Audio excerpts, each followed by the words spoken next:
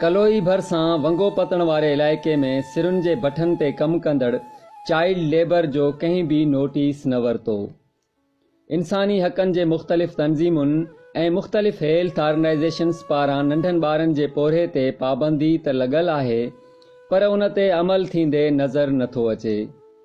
इन ॾिस में सिंध कोल्ही इतिहाद जे चेयरमैन रणशाल कोल्ही, समाजी अॻुवाण भगवान दास महाराज, ह्यूमन राइट्स थरपारकर जे अॻुवाण प्रदीप कालाणी समेत ॿियनि सुॼाण धुरिन अहिड़े अमल जी सख़्त लफ़्ज़नि में मज़मत कंदे चयो त हिन दौर में ॿारनि खे तालीम जी ज़रूरत आहे। नंढनि ॿारनि खां मशक़त वारो कमु वठणु क़ानूनी ॾोह पिणु आहे। अॻुवाणनि आला अख़्तियारनि खां मुतालबो कंदे चयो त नंढनि ॿारनि जे जबरी पोरे ते ज़ाब्तो आंदो वञे। Report Mohammad Hasan Nohrio, at a time news, कलोई।